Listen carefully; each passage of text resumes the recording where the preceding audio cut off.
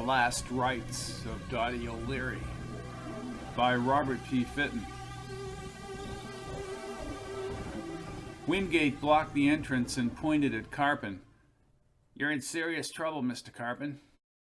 "Do you know who the hell I am?" "I'll tell you who I am. I own Underwood Industries. I worked my way up from being a stock boy." He glanced at the Magic Heavens marquee and then winked at his bleach-blonde wife. Wingate nodded. "You can come peacefully to answer a few questions, or I will get the necessary orders." "You don't scare me, mister. I've got a team of lawyers that will tear you to mincemeat. You can't prove anything." His wife took his arm and grimaced at the plain-clothes officer as they headed inside. When they reached the lobby, she leaned toward Carpin. "Rick, they have the body. He knows we did it." "That was 30 years ago, Rita." Carpin smiled at the hotel manager moving from his office. "The statute of limitations for murder never runs out, Rick." "Ah, Mr. and Mrs. Carpin, what a pleasure to see you." Carpin looked at the revolving doors. Wingate and his men had left the hotel. "I am Mr. Harland." "Nice to meet you, Mr. Harland. Tell me about Magic Heaven. We've heard nothing about it." "We have procured the finest magic acts in the world in 6 separate showrooms decorated in a Bavarian motif. All are dedicated to the art of prestidigitation. I assure you, you will not be disappointed." He escorted them to the elevators. A prodigious black top hat surrounded the far elevator. "Well, Dick never takes the elevator." "I'm sorry, this is the only entrance to Magic Heaven." Carpin nodded and moved his hands. "All right, let's go. I want to see this place." "Good, good." When Harlan pushed a red button between the elevators, a polyester rabbit popped up from a smaller hat. Harlan took out a membership card and stuck it in the rabbit's mouth as if it were an ATM machine. The elevator door, a simulated silver guillotine, moved upward. "Clever, very clever." Carpin walked inside with Rita, but as he turned, the guillotine crashed down, and he did not see Harlan. "Well, where the hell is he?" "I thought I saw him walk in here." The elevator, lined with gold-grain mirrors and an ornate red wallpaper, moved downward. "Magic Heaven is supposed to be in the penthouse." Carpin took out his cell phone. "Oh, we got other problems." "Wingate didn't travel 3,000 miles for the hell of it." "Who are you calling?" "Russell Medeiros. We'll come clean with him. Tell him we killed O'Leary and we stuffed your body under the freight elevator at Kirshner's. Have him and his people handle any legal issues." "Why admit to anything, Rick?" He shook his cellular. "No signal. Great." The elevator stopped abruptly, throwing him against the mirrors. A maroon velvet curtain brushed against the rising guillotine. Carpin was afraid to walk under the blade. "Rick, we could end up in jail, or worse." "We're not going anywhere. We have enough money to get out of this." He moved near the curtain. "Hello out there." "We were just kids working in a department store. That old woman kept taunting us." She taunted everybody, Rita. I'm telling you, don't worry." The curtain rolled upward. 2 men in black tuxedos escorted them past a bar and up the red-carpeted stairs to an exclusive dining and show area. They were seated in the VIP section in front of a table. On stage, a magician finished his card routine and the crowd applauded as he moved behind the black silk curtain. The master of ceremonies walked out on stage. "Thank you, Carl and the magic cards. Our next act comes to us from Las Vegas and has been seen nationally for many years. Ladies and gentlemen, welcome the Great Franchesco." "I've seen this guy on cable," said Carpin. As the room broke into a thunderous applause, the waitress set drinks on the table, and Carpin quickly raised his glass to his lips. "Cheers!" The lights dimmed in the midst of a long drum roll, and the room went dark as a quick explosion flashed center stage. A green spotlight shone through the haze, and a Latin man with a goatee and hypnotic eyes passed through the smoke. He swung his black cape, and his blonde assistant materialized from the darkness. Franchesco, billed as the master of illusion, produced doves from colorful handkerchiefs, mended broken ropes into a single strand, and finally thrust a sword through a box containing his assistant. Rita chain-smoked cigarettes as Carpin downed straight whiskey. Several times he tried to make a cellular connection, but was out of range, and placed the phone back in his pocket. Franchesco's accent boomed throughout the dining room. I need volunteers from the audience. 2 people who are not afraid to wander across the limits of the finite. 2 people who are not afraid to leave the confines of their earthly existence through the power of the black door. The assistant rolled a simple 2-dimensional black door across the stage as Franchesco held his fingertips to his temples and fell into a deep trance, rolling the whites of his eyes. Then he gazed into the audience as if he were picking up vibrations from the spirit world. I sense a man and a woman for the final act.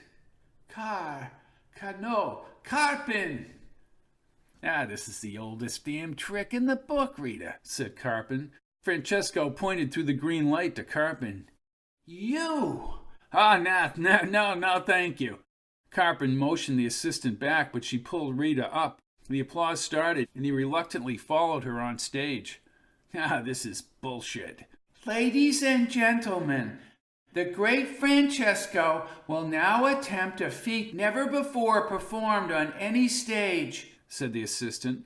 Carpin stood with Rita in front of the black door. The assistant opened the door and walked through 3 times.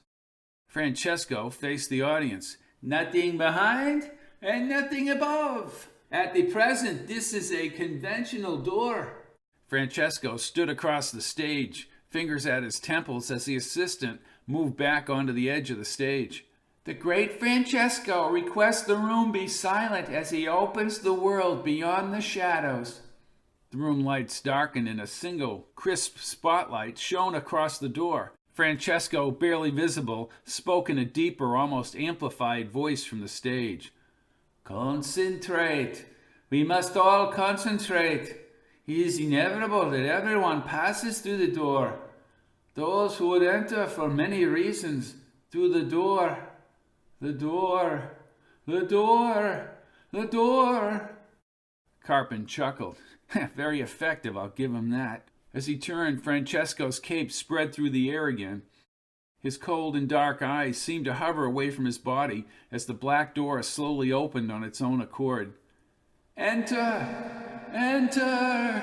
Enter! Carpin smiled, took Rita's hand, and walked forward. Just how Franchesco would create this illusion would prove interesting. They moved into the murky air and the door closed quickly behind them. Now they stood in total darkness. This guy is the biggest phony I've ever seen in my life, Rita.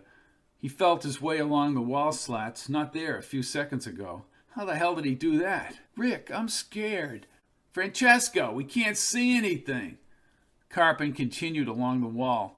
The area had a dusty, aged odor. Okay, Franchesco, you've done your magic trick. Now take your bows and bring us back to the table. The magician's voice echoed around them. You will not be going back to the table. Do you know who I am? Asked Carpin. I know exactly who you are and what you have done. Time may pass, but we all must pay the price of our actions. Die Holly Seltz Adarik. Rita grabbed her husband. Oh, dear God, how would he have known those words? Shut up, Rita. Carpin stopped. Hey, Franchesco! That's what Dottie O'Leary said after you swung the axe into her head, Rick. A very clever man who has somehow listened to our private conversations. I'll tell you one thing, Franchesco, you won't get away with it. Neither will you, Mr. Carpin. Neither will you. In the darkness, Carpin remembered how O'Leary, as the supervisor at Kirshner's, had unceasingly harassed them, accusing them of carnal acts while working at the store. He had not meant to kill her as he taunted her with the axe and swung it through the air, but she deserved having her skull cracked. But no one knew about her death. He and Rita had so cleverly buried the body below the freight elevator. Gray light formed around a doorway ahead. Carpin took Rita's hand and pulled her forward. He felt a cool metal doorknob and smiled as he twisted it. Quickly they moved forward into a blaze of light. As the light dimmed, they stood in Kirshner's department store's fourth-floor offices. Rita screamed and held Carpen. She turned toward the metal banister and spindles leading down the stairway to the lower floors. "This store was demolished in 1986. "Oh, God, Rick, we're dead." "We're not dead."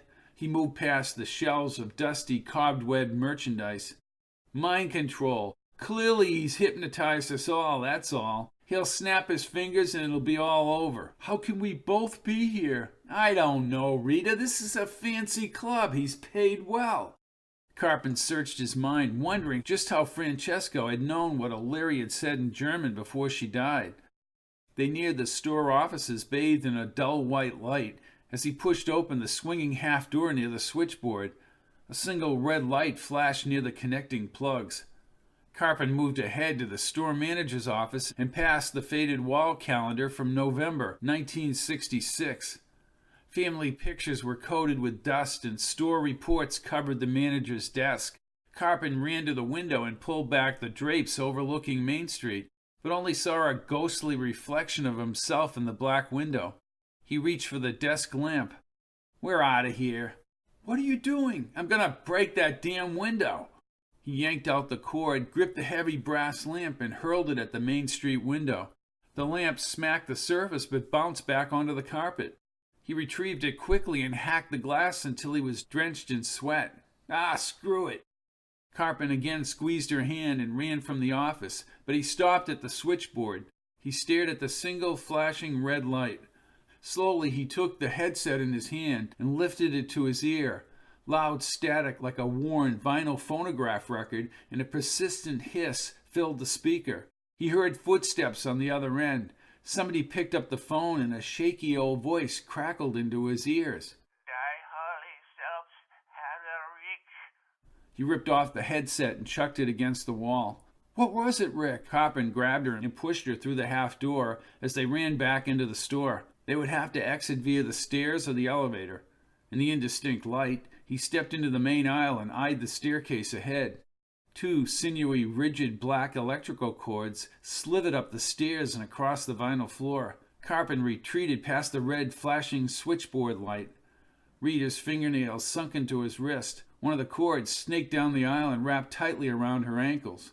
As Carpen turned to attack, the other cord encircled his knees and he fell like a roped steer.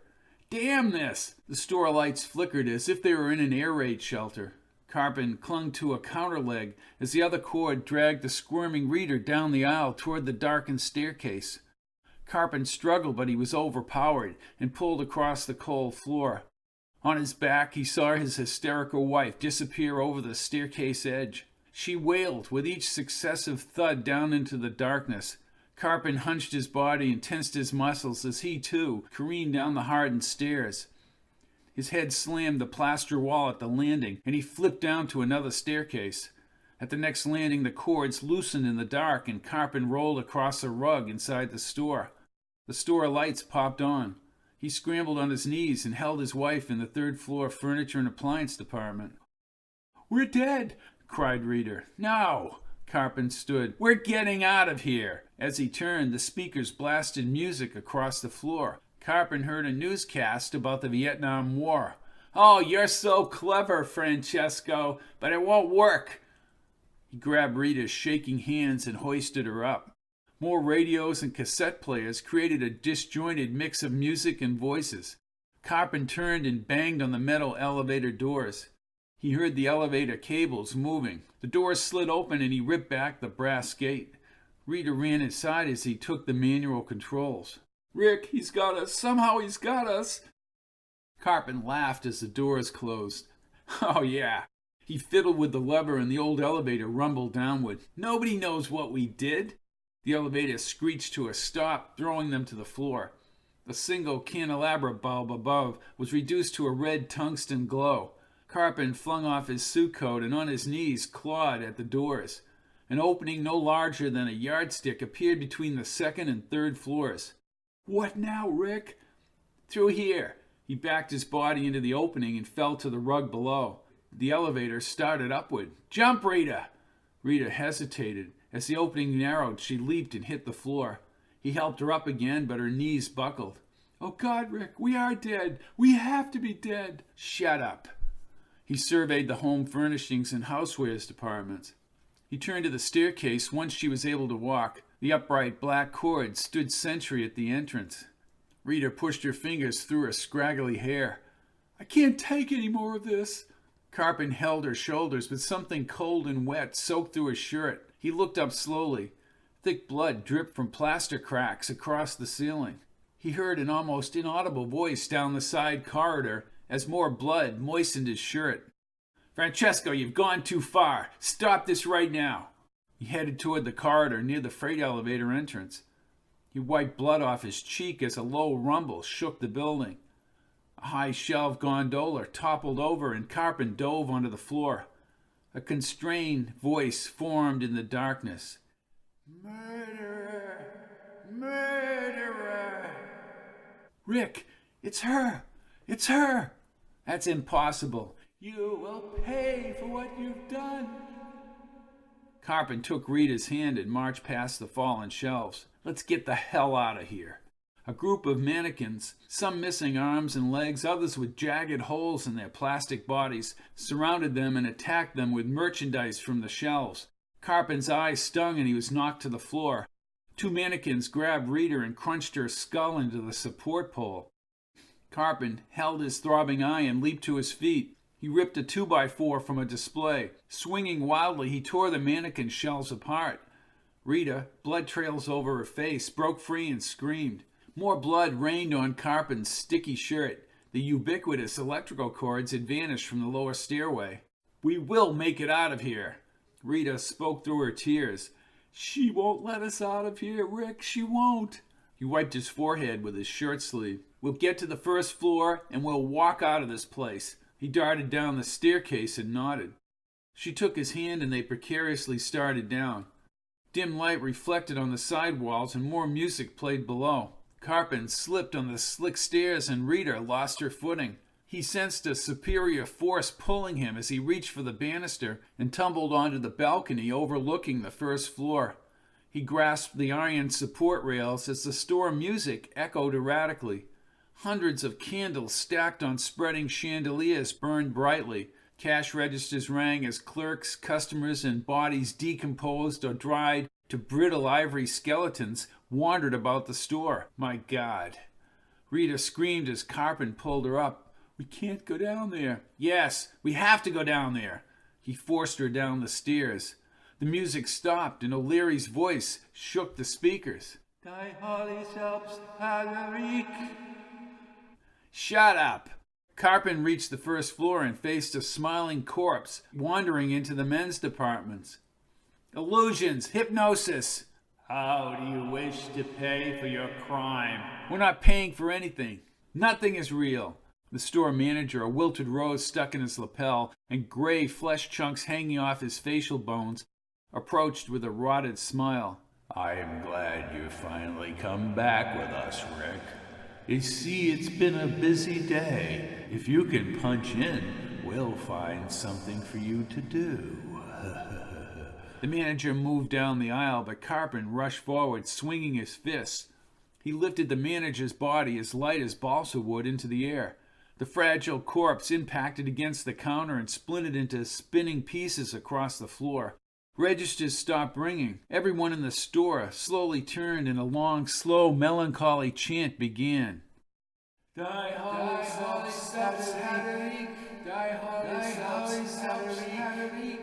Die Holly Subs Haderic. Die Holly Subs Haderic. The corpses wobbled down toward him. Long wood axe handles materialized in their hands.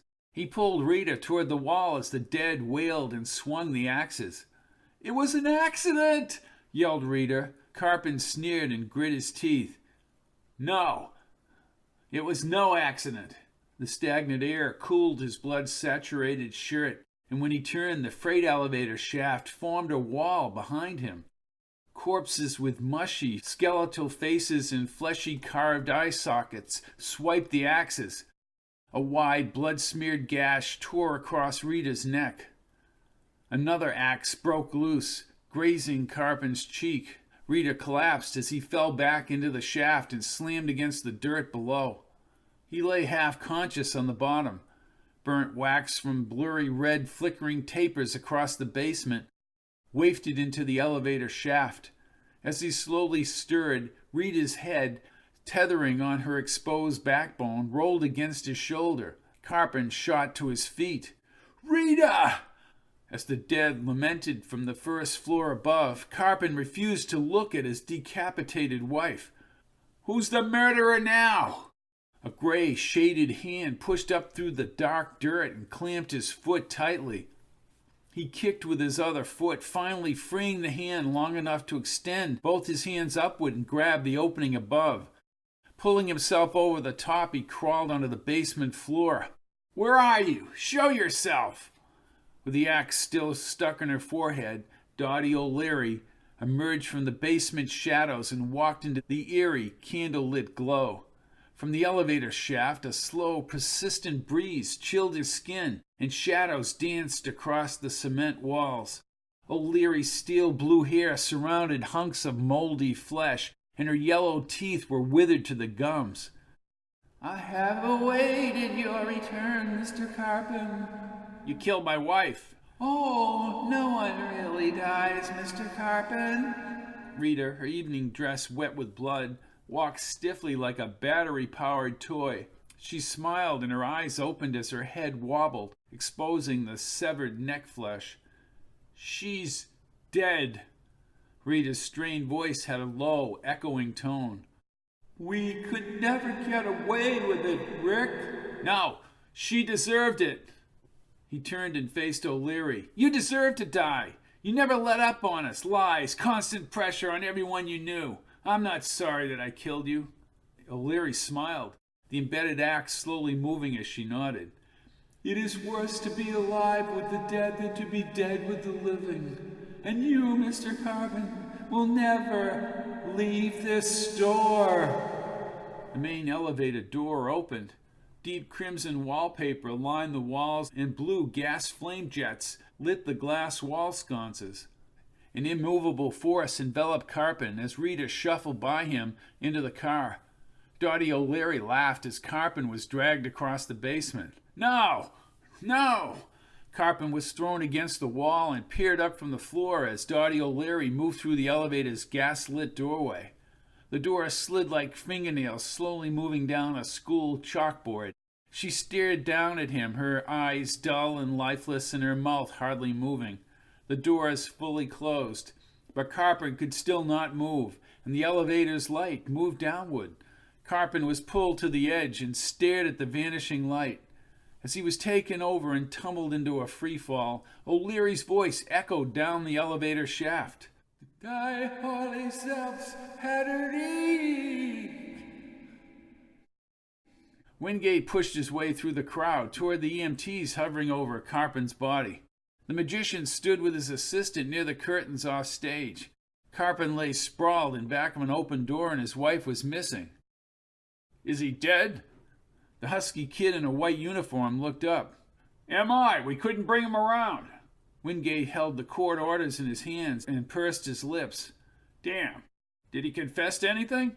The kid stood with a confused look on his face. "He kept repeating something and sounded German." "Oh? Die Holly Selbst hatte Reek?" "I don't know what that means." Wingate, his lips still pressed, shook his head. He studied Carpin's hardened face. "Has even hell its rights?"